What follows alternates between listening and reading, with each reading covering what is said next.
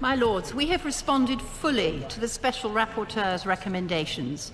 A sustainable solution to poverty needs a strong economy and a benefit system that works with the tax system and the labour market to support employment and higher pay. Under this government, employment is at its highest level since the 1970s. Wages are rising at their fastest in a decade. Income inequality has fallen. The number of children in workless households is at a record low.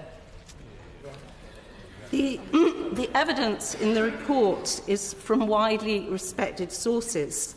1/3 of children in poverty, Social Metrics Commission. 50% of children in one-parent families in poverty, Joseph Rowntree Foundation. Bottom 20% of earners will have lost 10% of their income by 2021, Equalities and Human Rights Commission. Isn't it time that the government listened to the poor and their charities and restored a social safety net worthy of the UK in the 21st century? Yeah. My Lords, nobody wants to see poverty rising, and we treat the issues raised by the Special Rapporteur seriously. However, we seriously regret the inflammatory and overtly political tone of his report, and strongly refute the suggestion that we have failed to listen to stakeholders. As set out in our published response, we have taken action in a number of areas, including the recently announced reduction in the maximum duration for a single sanction from 3 years to 6 months. The rapporteur drew specific attention to the plight of women born in the 1950s, who have been particularly impacted, he said, by the abrupt and poorly phased-in change to pension age. Does the Minister accept that these women should be compensated for the loss they've experienced? Yeah. So I believe in equality. My Lords, some of the recommendations of the rapporteur do actually show a rather myopic understanding of universal credit. And when I broached the subject of this report whilst representing Her Majesty's government at the UN last week, it was clear that everyone who knew about this report was keen to distance themselves from it, preferring to compliment us, this government, on groundbreaking, I quote, groundbreaking, exemplary and world-leading policies in the area of work and pensions. My Lords, if the success is so great, why are so many schools in my diocese having to feed children? And why does almost every parish contribute to food banks?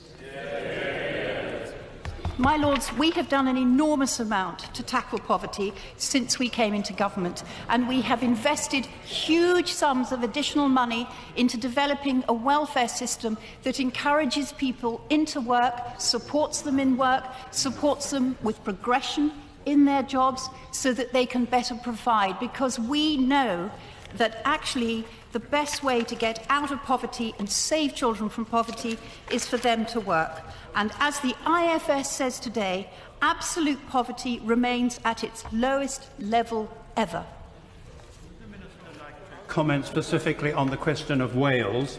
The report says Wales faces the highest relative poverty rise in the United Kingdom, with almost 1 in 4 people living in relative income poverty, and 25% of jobs paid below the minimum wage.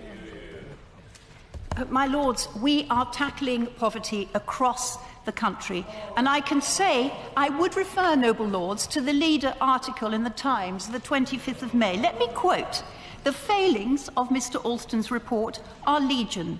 It is padded out with such accusations as the government evinces, quotes, a punitive, mean-spirited and often callous approach, and quotes, this is nonsense. This is the Times. This is nonsense. Yet poverty in this sense does not exist in Britain in the 21st century." My Lords, responding to reports with care, but in all seriousness, we have to say that many things in this report have been exaggerated and inflammatory. My Lords, perhaps I could offer the Minister a quote about the report.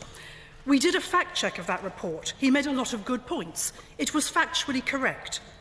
In terms of the facts of austerity, of cuts to local government funding, reliance we have on the labour market and the risk that we face if there was a recession, All of those things were really good points that we have taken on board. That was a quote from the Policy Director for Children, Families and Disadvantage at DWP, giving evidence to the Work and Pensions Select Committee last week. My Lords, if I could ask the Minister, given the fact that we are getting not just this report, but one after another report coming out, showing that families on low incomes are really struggling, and given the really crucial point made by the Right Reverend Prelate, the Bishop of Leeds, that families are turning up at food banks all over the country, working parents are going to food banks, schools are feeding hungry children, something is going wrong. Please, will the Minister look again at this? Yeah. My Lords, we are continuing to listen and we're continuing to learn. This government continues to spend over £95 billion a year on benefits for people of working age. And I say again, and I've said so many times before, when the party opposite were in government, 20% of all working age households in the United Kingdom, including Wales, were workless, entirely workless. We have brought that down to 13.9. We want to bring it down much further.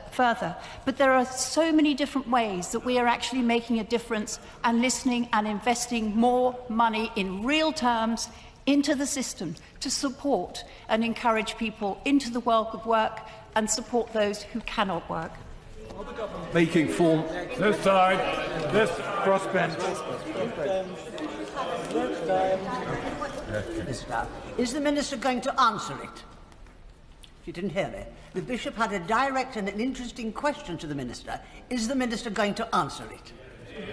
I'm wondering which Right Reverend Prelate or with the Minister. No, I've answered the Minister. I am saying that actually what we are saying is that we have listened and we have taken the questions and the statements of the rapporteur very seriously. What we do not accept is in the words of people at the United Nations last week, the political scaremongering, the hyperbole, my Lords, hyperbole, sorry, I'm tired, jet lag, the hyperbole, the actual inflammatory and scaremongering approach to this whole subject. It is not helpful, and it's not helpful from someone who was not keen to engage with our officials.